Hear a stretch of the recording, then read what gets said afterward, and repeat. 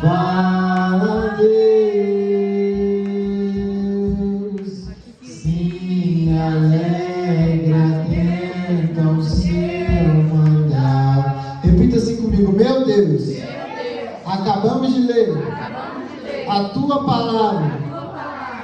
palavra, Senhor, que é fiel, verdadeira e digna de toda aceitação.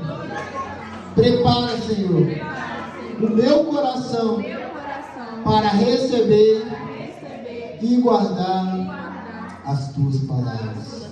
Soberano Deus, maravilhoso, eterno Pai, Senhor Jesus, está aqui a sua igreja, Pai, e em concordância, Pai, com o seu servo, Pai, eu vim lhe pedir que não venha sair nada de mim, Pai, mas tudo, Pai, diretamente do céu. Sou o instrumento agora, Pai, nas suas mãos. Me usa, Pai, da maneira que o Senhor quiser. Aleluia. Diz que as palmas do nome do Senhor Jesus. Glória a Deus, aleluia. Para começarmos essa mensagem, irmãos, eu peço aos irmãos que prestem bastante atenção, porque é algo muito interessante que o Senhor me revelou um tempo atrás. A palavra do Senhor vai contar no Velho Testamento, no Antigo Testamento, que o reino de Israel ele sofre uma divisão. Ele vai se dividir em duas partes: reino do sul e reino do norte. E assim terão em suas respectivas cidades e capitais Jerusalém e Samaria. Jerusalém vai estar no norte, Samaria no sul, se eu não me engano. Alguns estudiosos, e até a Bíblia vai dar indícios, que a separação ao qual ocorreu em Israel, ela se vem por causa de um período de escravidão que o povo passou. Um dos momentos mais difíceis de Israel. Antes do episódio de Hitler, era conhecido como o pior episódio de Israel. A Bíblia vai falar que começa o povo sírio a povoar ali pro lado de Samaria e começa a entrar em suas cidades. Então o povo de Samaria começa a ser mestiço. Eles começam a aceitar tudo que vem do povo sírio. Então a Bíblia vai começar a falar, vai nos dizer que o povo de Samaria, que também era o povo de Israel, eles vão começar a se misturar com povos ao qual não eram e não tinham costume da parte de Deus. Então a Bíblia vai falar que assim começa o período da Babilônia, período ao qual eu acabei de falar com os irmãos, de escravidão do povo de Israel. Então nesse período começa a surgir várias teorias do porquê que Israel se dividiu e porquê que Judá, porquê que a tribo de Judá ela não se dava bem com os samaritanos. E logo após vai acontecer um fato também muito interessante, que vai começar a nos abrir a nossa mente para entender o porquê os judeus não se davam bem com os samaritanos. A Bíblia vai falar que eles iam reconstruir o templo e que Samaria, logo após, depois de eles se juntarem com o exército do inimigo de Judá, vai querer se voltar atrás e querer construir o templo. E a Bíblia vai falar que o povo de Judá não aceita a ajuda de Samaria. Então, com isso, vai surgir dois homens muito interessantes, ao qual o nosso pastor presidente gosta de pregar: Sanbalate e Tobias.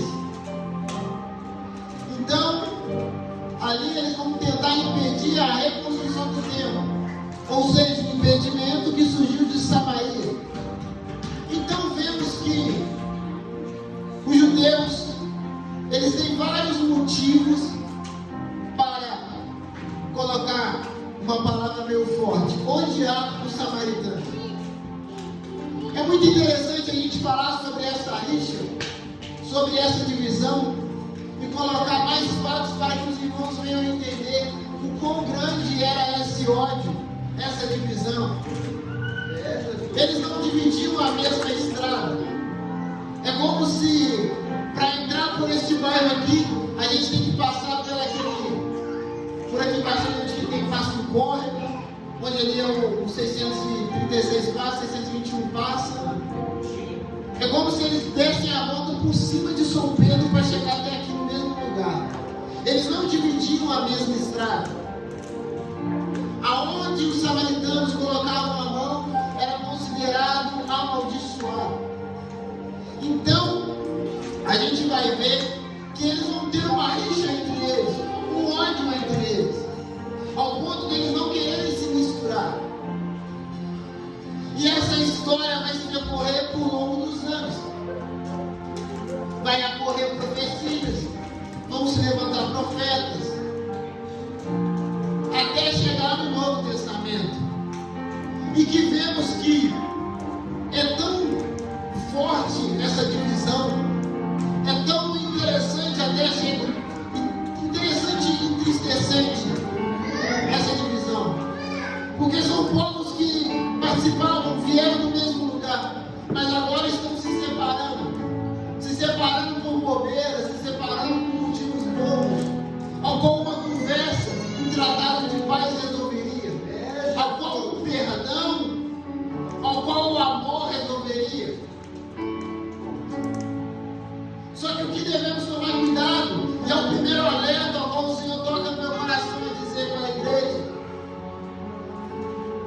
é que muitas das vezes nós achamos que por termos conhecimento demais, que muitas das vezes por achar que somos certos demais, fazemos demais, achamos que seremos bobos, achamos que seremos, vamos falar mais do linguajar, otário, trouxa, de perdoar alguém, de pedir perdão para alguém, de ajudar alguém. A gente acha que a gente está se rebaixando, mas quando nós praticamos esse ato, nós mostramos cada vez mais que somos cheios da presença do Senhor, porque assim como não existe frio, existe ausência de calor, assim também é quando nós falamos o mal. O mal em si ele não existe. Existe a falta de Deus. Existe a falta da presença. Por isso que o diabo ele veio para matar e destruir. Porque ele não tem Deus. Então o mal em si ele não existe. O que existe é a falta de Deus. Então quando nós praticamos o bem, quando nós praticamos o amor, é porque a presença do Senhor que nos atraiu até aqui também nos toca e nos incomoda para perdoar e para amar. Então quando nós perdoamos, quando nós decidimos fazer a diferença, é porque o Senhor nos conduziu e nos mostrou que é necessário. E quando nós fazemos isso, nós não estamos sendo trouxa, otário, bobo. Nós estamos cada vez mais garantindo o nosso pé no céu. E a diferença que tinha entre os dois povos não existia. Porque eles eram no mesmo lugar. Eles tinham os mesmos costumes. E em contrapartida do que eu falei para os irmãos até aqui, por mais que os samaritanos tenham feito aquilo tudo de ruim, no Velho Testamento, no Antigo Testamento, eles eram conhecidos por ser um povo acolhedor.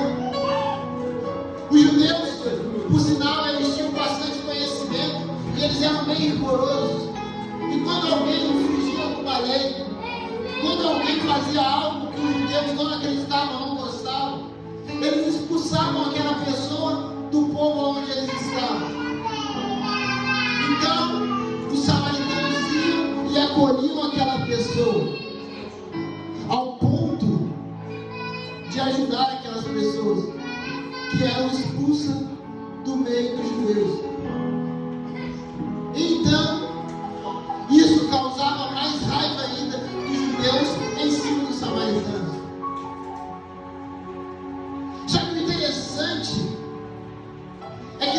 que eu falei com os irmãos, que vão surgir profetas, vão surgir promessas, profecias, no meio disso tudo, no meio dos profetas. A Bíblia vai dizer que vai surgir um homem que vai vir diretamente do céu. Ele vai chegar na terra com o seu corpo carnal igual ao nosso. Ele vai sentir dor, ele vai chorar, ele vai se emocionar, ele vai cansar. A fome vai vir, a sede vai vir, o vento vai vir, a tentação vai vir. Só que ele tudo vai suportar. Mas ele vai suportar para que a graça venha descer sobre nós. E essa graça é o quê? O que significa graça? Graça significa favor imerecido. Ou seja, a gente recebe aquilo que a gente não merece. Então, a promessa, a profecia é que viria alguém que iria mudar, que iria cumprir aquilo que muitos não estavam fazendo. Aí surge primeiro João Batista, batizando.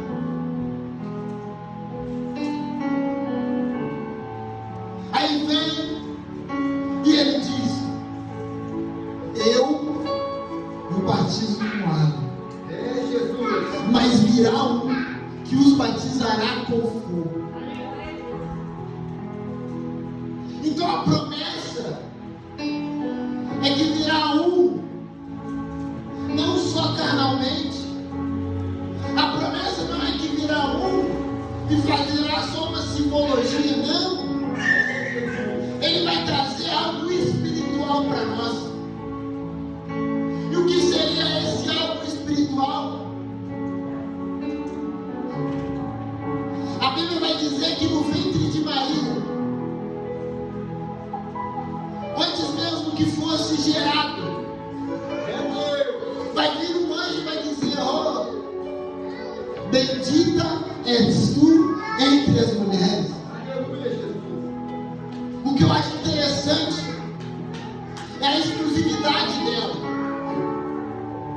E por que o anjo chega assim nela e fala: bendita és tu entre as mulheres? É porque não surgirá no ventre dela um homem qualquer.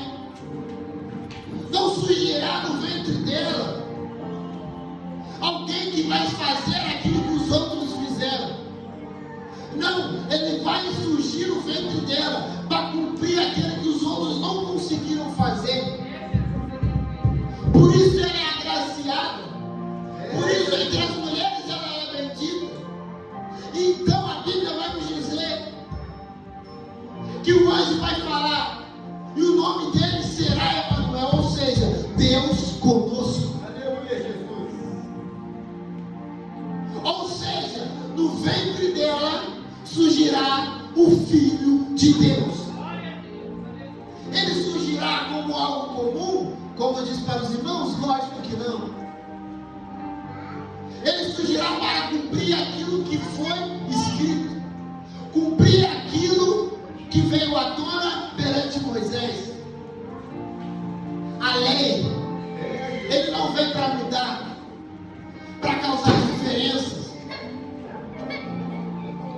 Ele veio para falar com os irmãos que o homem, ao qual nós botamos tanta dificuldade, ao qual nós dificultamos tudo, ele veio fazer e cumprir, como 100% Deus e 100% homem. Como assim? Do mesmo jeito que ele poderia fazer tudo apagar, acabar com tudo. Do mesmo jeito que ele poderia destruir tudo, reerguer tudo com o seu poder. Ele sentia a mesma dor que você sente quando você está com febre, quando você está doente. O mesmo cansaço que quando você vai subir um morro, quando você vai trabalhar, ele vai sentir. A mesma independência que você teve quando você nasceu de trocar sua fralda, ele vai ter que ter. Do mesmo jeito que você amamentou, ele vai ter que se amamentar. Ele vai precisar de uma mãe para ensinar ele a andar. Ele vai precisar de um pai para ensinar ele a falar. Ele vai precisar de uma mãe para poder alimentá-lo. Ou seja, ele vai vir como homem, mas também vai vir como Deus. E aí, quando chega na idade ao qual ele vai precisar fazer os milagres, ao qual ele vai começar a fazer os milagres, a Bíblia vai contar aqui em João 4 que Jesus, sabendo e tendo conhecimento do que os judeus faziam com os samaritanos,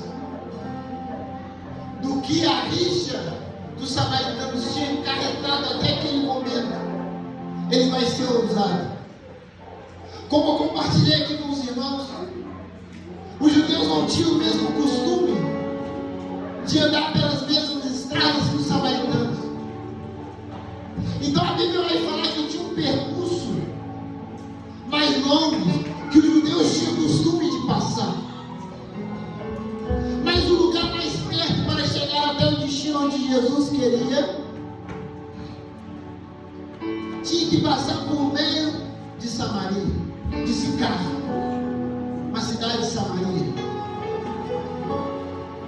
Então a Bíblia vai dizer que Jesus ele pega esse percurso e no meio do caminho ele vai sentir um cansaço e ele vai ver um poço que é de Jacó.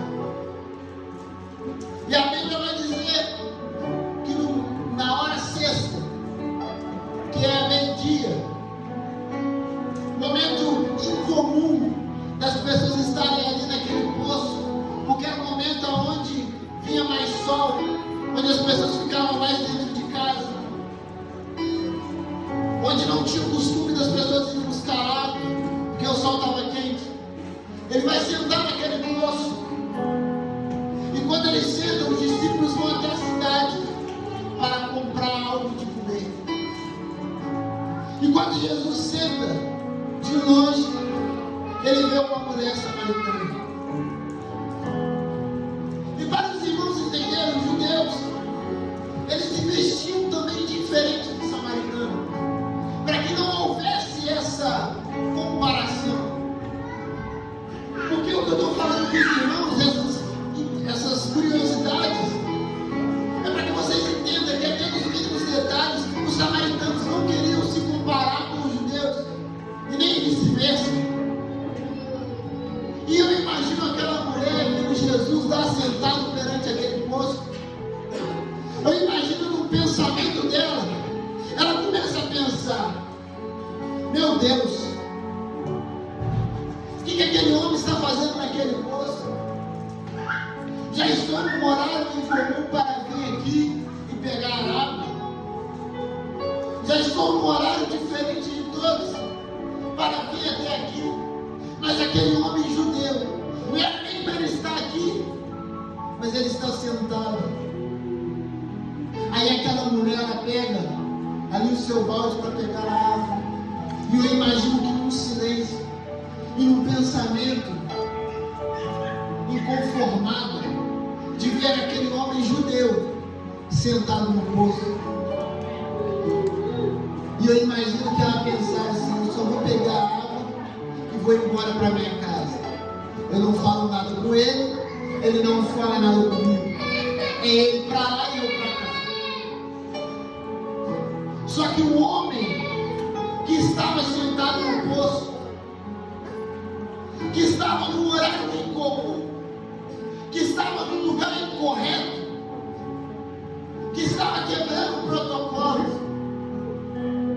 ele começa, imagino eu, a puxar uma conversa, e naquele momento, mostrando que o que ele vem não é para causar divisão, é para trazer união entre aqueles que um dia já esteve juntos. E é para trazer dentro do meio deles o amor. Porque a Bíblia vai dizer em João 3,16 que Deus amou o mundo de tal maneira que deu o seu Filho unigênito para todo aquele que nele crê, não pereça, mas tenha vida eterna. Ou seja, o propósito ao qual o Senhor veio para a terra é para trazer o amor e salvação. Então naquele momento ele já estava começando. No meio do protocolo aos judeus, o povo aonde ele veio estava criando para que causasse divisão. Jesus já começa sendo diferente. Aquela mulher vai chegar para pegar água e ele vai falar, vai pedir a ela, você pode me dar água? E aquilo, a mulher vai começar a soltar ali tudo que tinha no seu coração, toda a raiva que ela cresceu sendo alimentada para fazer, mostrar a diferença entre ela e o judeu. E aí ela vai responder a Jesus, como pode tu, judeu, me pedir água? Mostra que ela não tem o conhecimento de quem ela é, Jesus. Mostra que ela tem o conhecimento de quem é um judeu e ela é uma samaritana, e eles não podem viver juntos. Mas aí Jesus vai quebrar o mundo. E vai mostrar mais uma vez que ele é todo poderoso. Vai mostrar que o que a mulher necessita está nele. Não o conhecimento, a ela cresceu achando que é para odiar, que é para trazer divisão. A Bíblia vai dizer que Jesus chega para aquela mulher e vai dizer, se tu soubesse quem tu pede água, se tu conhecesse o dom de Deus, e quem está aqui te pedindo, me deu de beber, tu me pediria água, e eu te daria essa água, e essa água jorraria para uma fonte de vida eterna. E aquela mulher, e eu imagino que até eu ficaria assim, vai começar a temer quem está falando com ela, e vai reconhecer. De primeira já vai começar a falar, mas Senhor, peraí, a mulher que disse assim, como pode tu, agora vai dizer, mas Senhor. Aí você vê que o conhecimento dela é tão ignorante, dela não entender que o que Jesus estava falando com ela era algo espiritual. E ela vai olhar com os olhos reais e vai falar, mas você não tem balde? Como que tu vai pegar essa água? Como que você vai fazer para me dar essa água? Jesus. Aí Jesus vai falar e vai mostrar para ela que a necessidade dela não é água real,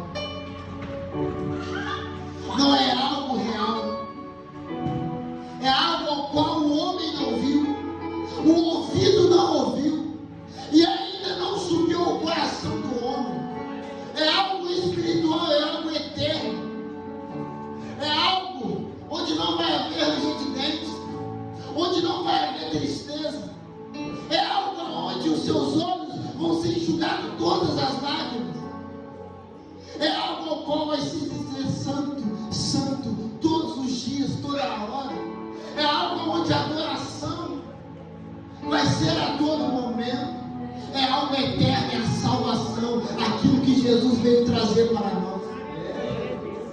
Então a Bíblia vai dizer que Jesus vai virar para ela, olha, se você tomar dessa água aqui que está dentro deste poço, vai passar o tempo e você vai ter sede, mas se você tomar da água que eu tenho para te oferecer, ela jorrará de dentro de você para a vida eterna. Ou seja, a água qual o Senhor tem para nós é aquela qual Ele deixou para nós quando Ele foi para o Pai. Ele vai falar assim, ó, eu vou para o Pai, mas eu deixarei o Espírito Consolador, o Espírito Santo. E nessa noite, Jesus quer que você saia daqui cheio disso, cheio da água que vem diretamente do céu, a água qual vai te sustentar até a eternidade, a água qual te levanta todos os dias, a água qual te cura, te liberta, a água qual te salva, a qual te tira do comodismo, a qual limpa todos os seus pecados, a qual te faz viver algo novo, a qual te tira do lamaçal do pecado e te traz para a vida, aquela que te confronta para que você viva uma vida de santidade com o Senhor. Essa água pode oferecer para ela, e essa água que eu quero oferecer para você hoje. Se nessa noite você quer sair daqui diferente, se essa noite você não quer que esses cultos seja só mais um culto da sua agenda, se essa noite você quer sair daqui diferente, mudado, lavado, remido pelo sangue do Cordeiro, se você quer sair daqui cheio da presença, é da água que jorra para a vida eterna que eu tenho para oferecer para os irmãos. Não é eu que vou te dar, mas é aquele que me usa para te dizer que a fonte da água da vida eterna é tudo aquilo que você necessita nessa noite. Porque aquela mulher estava numa condição de pecado, ao qual Jesus vai dizer que ela reconhece bem os seus pecados quando ela diz que não tem marido. Mas a Bíblia vai dizer que quando Jesus acaba de conversar com ela desce até a cidade, e quando ela vai até a cidade, ela começa a contar o testemunho. Olha, eu encontrei um homem que diz ser o Messias, e ele revelou tudo que eu estava vivendo. E do mesmo jeito, creio eu que ela conversou com Jesus, e ele falou, olha, eu vou te dar a vida eterna. Ela começou a gritar, e ele me prometeu a vida eterna, e ele disse que meus pecados podem ser perdoados, ele me disse que veio para salvar, para curar. E assim muitos daquela cidade se converteram, aceitaram Jesus e quiseram ter uma vida com Jesus, quiseram ter uma vida diferente com Jesus. E nessa noite, eu creio que tem muitos aqui que querem ter essa vida, porque vida com Jesus não é um dia, não é 2 dias, não é uma semana, não é um mês, é um estilo de vida. Viver em santidade não é um dia de propósito de jejum. Viver em santidade é um estilo de vida, porque santidade é ser separado. E é aquilo que Jesus chamou aquela mulher, para ser separada, para alcançar o perdão e para alcançar também a vida eterna. Glória a Deus, aleluia. Aleluia. Glória a Deus. Esta palavra, irmãos, é que o Senhor revelou para mim. Nós precisamos e necessitamos beber da água a qual Jesus veio para oferecer, a salvação. E se nesta noite entrou alguém aqui que necessita dessa água, que precisa dessa água, quando nós viemos orar, coloque isso no seu coração. Eu preciso beber da água que o Senhor Jesus veio para oferecer. Amém? Glória a Deus. O Senhor se faz presente aqui nesta noite. E assim, irmãos, eu espero que os irmãos tenham entendido e levem essa palavra para o coração deles. E assim, eu agradeço a minha rica oportunidade e que as palmas do orgulho do Senhor.